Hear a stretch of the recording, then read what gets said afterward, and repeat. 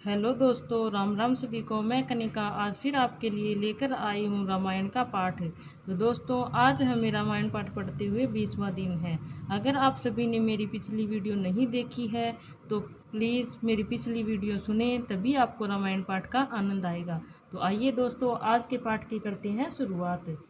जैसे दूल्हा है वैसी ही बारात बन गई है, मार्ग में चलते हुए भांति भांति के कौतुक तमाशे होते जाते हैं। इधर हिमाचल ने ऐसा विचित्र मंडप बनाया कि जिसका वर्णन नहीं हो सकता। जगत में जितने छोटे बड़े पर्वत थे जिनका वर्णन कर कर पार नहीं मिलता, तथा जितने वन समुद्र नदियाँ और तालाब थे, हिमाचल ने सबका नेवता भेजा।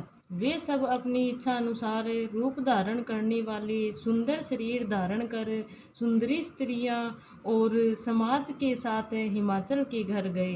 सभी स्नेह स्थित मंगल गीत गाते हैं। हिमाचल ने पहले ही से बहुत से घर सजवा रखे थे। यथा योग्य उन उन स्थानों में सब लोग उतर गए। नगर की शोभा सुंदर देखकर ब्रह्मा की रचना चातुरी भी तुच्छ लगती थी। नगरी की शोभा देखकर ब्रह्मा की निपुणता सचमुच तुच्छ लगती है। वन बाग कुएं तालाब नदियाँ सभी सुंदर हैं, उनका वर्णन कौन कर सकता है। घर घर बहुत से मंगल सूचक तोरण और ध्वजा पताकाएं सुशोभित हो रही है। वहाँ के सुंदर और चतुर स्त्री पुरुष की छवि देखकर मुनियों के मन भी मोहित हो जाते हैं। जिस नगर में स्वयं जगदम्बा ने अवतार लिया, क्या उसका वर्णन हो सकता है। वहाँ रिद्धि रिद्धि सीधी संपत्ति और सुख नित गए बढ़ते जाते हैं।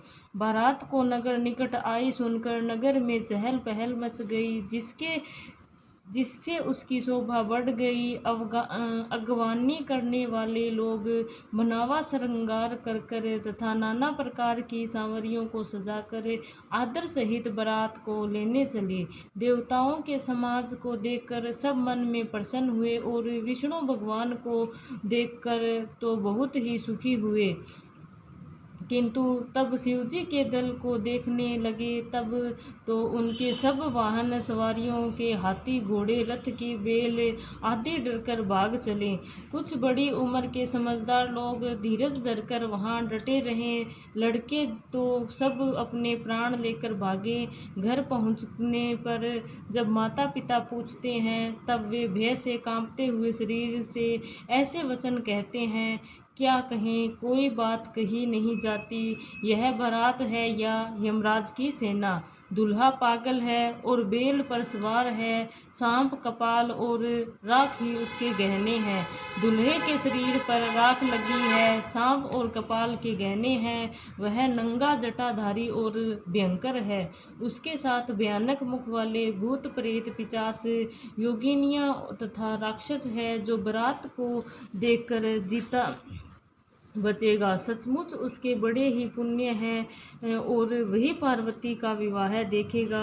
लड़कों ने घर घर यही बात कही। महेश्वर का समाज समझकर सब लड़कों के माता पिता मुस्कुराते हैं। उन्हें बहुत तरह से लड़कों को समझाया कि निडर हो जाओ, डर की कोई बात नहीं है।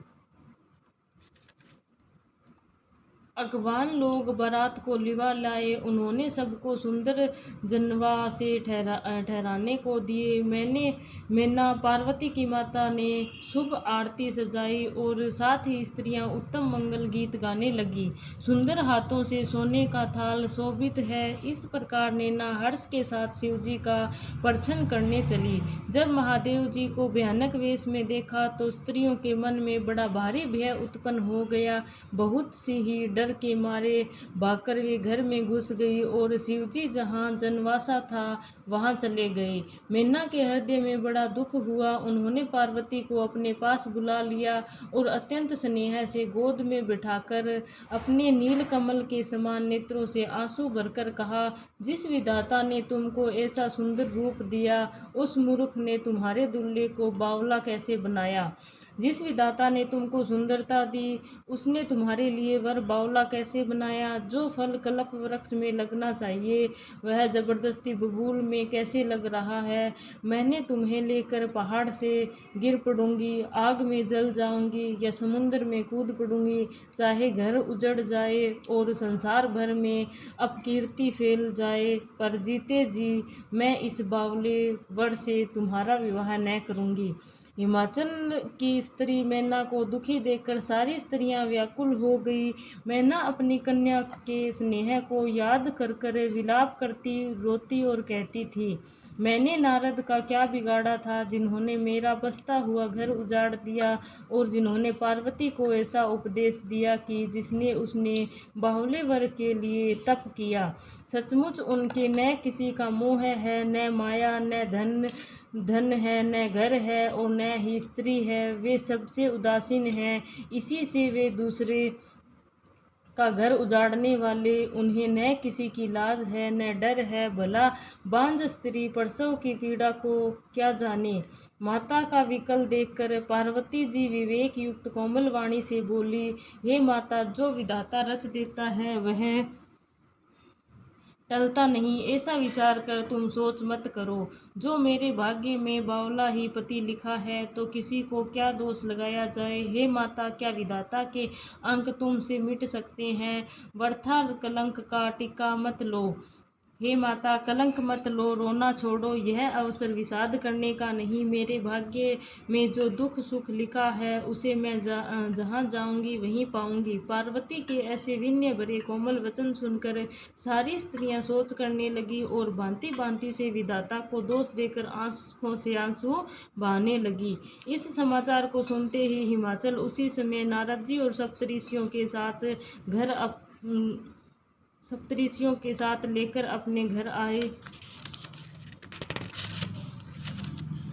तब नारद जी ने पूर्व जन्म की कथा सुनाकर सबको समझाया और कहा कि हे मैना, तुम मेरी सच्ची बात सुनो। तुम्हारी यह लड़की साक्षात जगजननी भवानी है। यह अजन्मा अनादि अविनाशी शक्ति है, सदा शिवजी के अर्ध अंग में रहती है। ये जगत की उत्पत्ति, पालन और संहार करने वाली है और अपनी इच्छा से ही लीला शरीर धारण करती है। पहले ये दक्ष के घर जाकर जन्मी थी, तब इसका सती नाम था। बहुत सुंदर शरीर पाया था, वहाँ भी सती शंकर जी से ही ब्याही गई। यह कथा सारे जगत में प्रसिद्ध है। एक बार इन्होंने शिवजी के साथ आते हुए राह में रघुकुल रूपी कमल के सूर्य श्री रामचंद्र जी को देखा। तब इन्हें मोह हो गया और इन्होंने शिवजी का कहा न मानकर भ्रमवश सीता जी का वेश धारण कर लिया। सती जी ने जो सीता का वेश धारण किया, उसी अपराध के कारण शंकर जी ने उसको त्याग दिया। फिर शिव जी के वियोग में ये अपने पिता के यज्ञ में जाकर वहीं योगाग्नि से भस्म हो गई। अब इन्होंने तुम्हारे घर जन्म लेकर अपने पति के लिए कठिन तप किया। ऐसा जानकर संदेह छोड़ दो, पार्वती तो सदा ही शिव जी की प्रिय है। तब नारद जी के वचन सुनकर सबका विषाद मिट गया और क्षण भर में यह समाचार सारे नगर में घर घर फैल गया। तब मैना और हिमवान आनंद में मगन हो गए और उन्होंने बार बार पार्वती के चरणों की वंदना की। स्त्री पुरुष बालक युवा और वृद्ध नगर के सभी लोग बहुत प्रसन्न हुए। नगर में मंगल गीत गाए जाने लगे और सबने भांति भांति के सुवर्ण की कलश सजाए। पाक शास्त्र में जैसी रीति है, उनके अनुसार अनेक भांति के ज्योनार हुई। जिस घर में स्वयं माता भवानी रहती है, वहाँ की ज्योनार भोजन सामग्री का वर्णन कैसे किया जा सकता है। हिमाचल के आदर पूर्वक सब बरातियों को विष्णु ब्रह्मा और सब जाति के देवता को बुलाया। भोजन करने वालों की बहुत ही पंक्ति बैठी, चतुर रसोइये परोसने लगे। स्त्रियों की मंडलियां देवताओं को भोजन करते जानकर कोमल वाणी से गालियां देने लगी। सुंदरियां स्त्रियां मीठे स्वर में गालियां देने लगी और व्यंग्य भरे वचन सुनाने लगी। देवगण विनोद सुनकर बहुत सुख अनुभव करते हैं, इसीलिए भोजन करने में बड़ी देर लगा रहे हैं। भोजन के समय जो आनंद बढ़ा, वह करोड़ों मुँह से भी नहीं कहा जा सकता। भोजन कर चुकने पर सबके हाथ मुँह धुलवाकर पान दिए गए। फिर सब लोग जो जहाँ ठहरे थे वहाँ चले गए। फिर मुनियों ने लौटकर हिमवान को लगन पत्रिका सुनाई और विवाह का समय देकर देवताओं का बुलावा भेजा। तो दोस्तों आज के लिए बस इतना ही। नेक्स्ट पढ़ेंगे कल की वीडियो में। राम राम सभी को, धन्यवाद। अगर आपको वीडियो अच्छी लगी है तो प्लीज़ मेरी वीडियो को लाइक और सब्सक्राइब करना, ज़्यादा से ज़्यादा शेयर करना। राम राम, धन्यवाद सभी को।